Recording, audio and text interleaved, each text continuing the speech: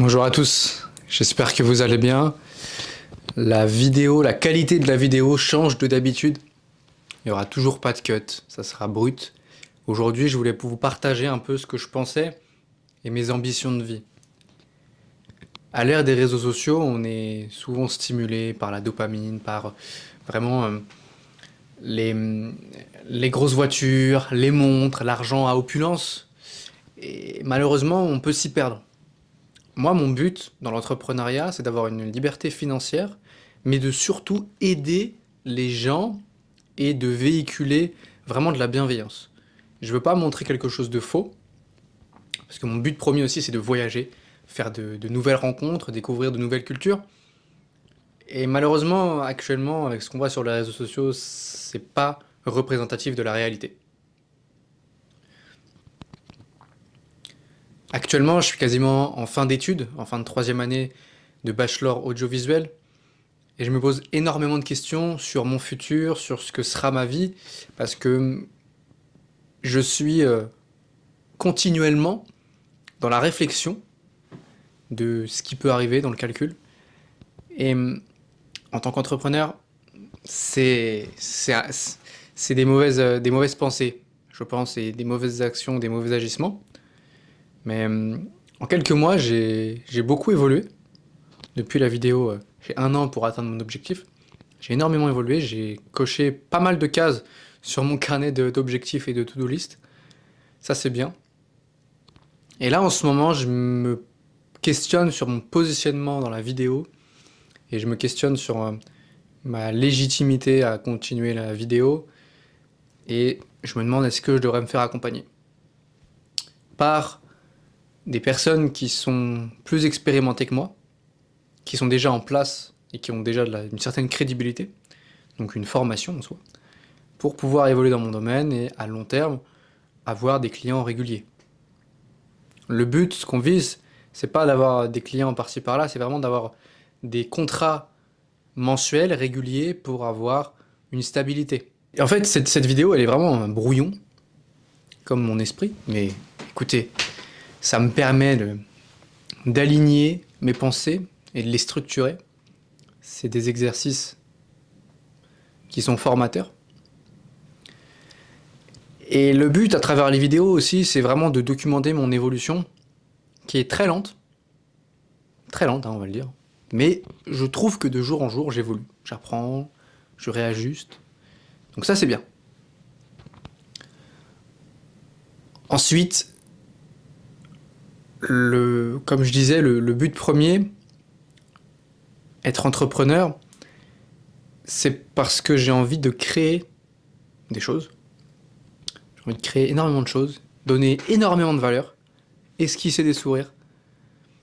J'aime bien les moments conviviaux, que ça soit en famille, que ça soit avec des gens qu'on ne connaît pas, mais des gens qui soit sont dans le besoin, soit ont besoin d'aide. Moi, j'adore aider les gens et transmettre cette bienveillance. Par exemple, je vais prendre un exemple, je suis allé à Madagascar l'année dernière. Bon, du coup, c'était en 2024, c'était pas l'année dernière vu qu'on est en 2026. Mais c'était dans un orphelinat où les jeunes jouaient avec des cailloux et étaient heureux avec, entre guillemets, rien. Du coup, ça m'a fait prendre conscience du luxe qu'on a, nous, que ça soit en Occident, mais en France, dans les pays développés, et que ça m'a permis de prendre du recul sur la situation, donc quand je suis revenu en France ici, sur les certaines choses. Par exemple, des fois, on veut des choses, on veut des objets à dernière génération sur un coup d'émotion. Mais bon, personnellement, j'ai jamais trop été comme ça. J'achète du matériel vidéo parce que ça me sert, un PC, etc. parce que ça me sert. Mais je suis pas dans l'achat compulsif et le stockage à opulence de, de certaines choses. Pour en revenir au fait, ça m'a vraiment fait prendre conscience qu'on est extrêmement privilégié et que déjà, bah, je pars avec un avantage. Mais ça a confirmé aussi le fait que je voulais voyager, rencontrer de nouvelles cultures. Vraiment, l'objectif, c'est de... Moi aussi, à long terme, c'est soit de faire des documentaires, soit de faire des vidéos pour des agences de voyage. Vraiment apporter quelque chose à des gens, apprendre énormément. Parce que quand tu voyages, si tu voyages tout seul, t'es livré à toi-même, t'apprends, t'es dans l'inconfort, mais c'est là que t'évolues. C'est dans ces moments-là que tu prends conscience d'énormément de choses. Et je sais que la vidéo va être brouillon, mais c'est pas grave. J'ai pas fait de script, j'avais juste envie de tourner une vidéo comme ça, je vais la sortir. Elle aura peut-être aucun sens, mais c'est ce que je voulais faire. Donc pour en revenir à ce que je disais, je sais pas actuellement où je dois me positionner. Je suis un peu perdu dans la vidéo, mais c'est que le commencement. C'est que le commencement d'une très grande aventure, parce que moi j'entends des discours divergents. À droite, il faut te nicher. À gauche, non, faut pas te nicher, parce que, vous voyez, il y a énormément d'informations, d'énormément de vidéos, et je sais pas sur quoi me baser. Ce qui prime en vidéo, pour les personnes qui me rejoignent et qui ne s'y connaissent pas dans la vente, la vidéo, c'est la vente.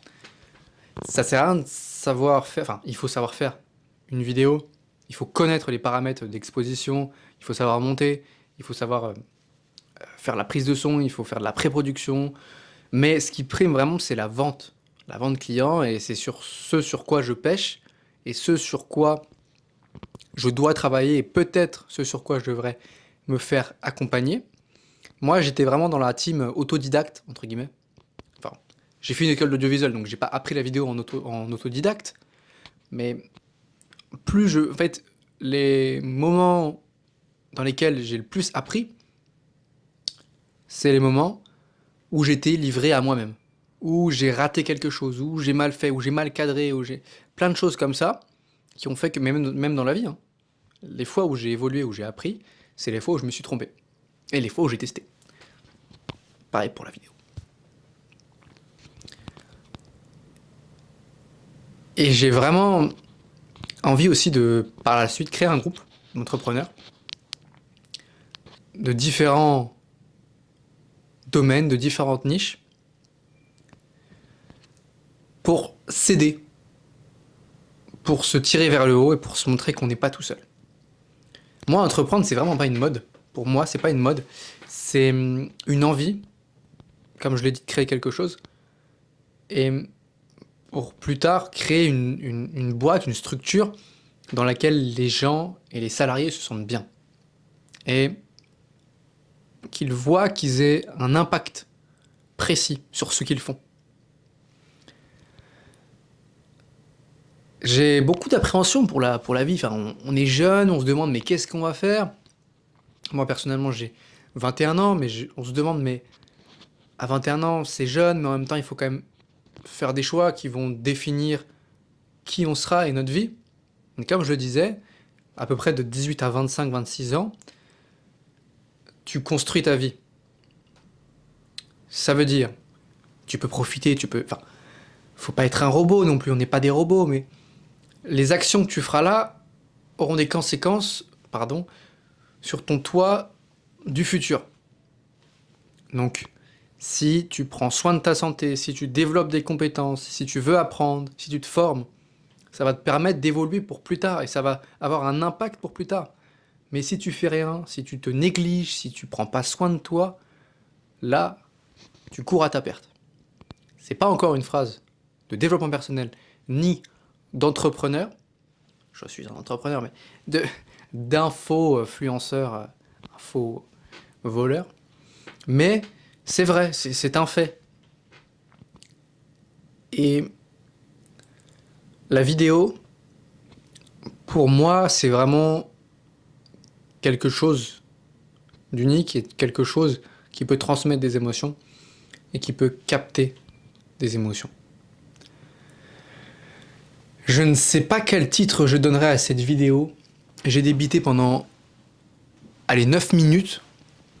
Je ferai peut-être des cuts. Je ne sais pas. En tout cas, je pense que je ferai des vidéos de ce style plus régulièrement.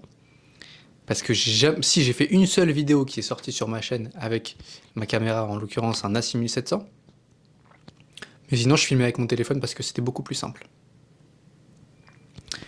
Donc il y a ce choix, est-ce que je prends une formation pour évoluer dans la vidéo? De toute façon je vous documenterai ça.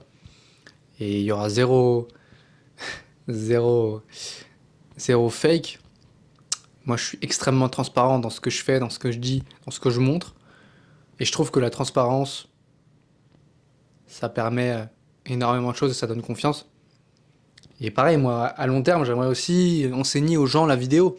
Mais déjà, il faut que moi, je sois en place, que je sois crédible et que j'ai toutes les compétences. Que je n'ai pas toutes les compétences pour vivre de la vidéo. Mais mon but, c'est vraiment de vivre de la vidéo. Donc, je vais au film mon parcours. J'ai attendu trop longtemps pour documenter ce que je faisais, pour me filmer, pour dévoiler mes pensées. Donc maintenant, je sors des vidéos régulièrement. Si cette vidéo peut toucher ne serait-ce qu'une personne, encore une fois, ça serait extrêmement bénéfique. J'espère que vous m'avez écouté, épilogué pendant une dizaine de minutes. Ah oui, d'accord, d'ailleurs, voilà, je raconte pas bien. Mais dans le cinéma, il faut regarder des films pour faire des films, et même pour une culture personnelle, et pour faire des vidéos, il faut regarder des films. Je suis actuellement en train de regarder la trilogie Marius, César, Fanny, Marcel Pagnol. C'est de l'art. Ça, mes amis, s'il vous plaît, regardez, c'est du cinéma. C'est ce qu'on appelle du cinéma. J'adore. Une fluidité, j'ai dit fluide, une fluidité des dialogues extrêmes, une douceur, une légèreté à la Pagnol. Donc je vous encourage vivement à aller voir cette trilogie. C'est aussi sur l'amour, donc c'est intemporel, j'ai envie de vous dire. C'est sur Netflix. Foncez, regardez cette merveilleuse trilogie. Ensuite, que dire de plus? J'espère que cette vidéo vous a plu.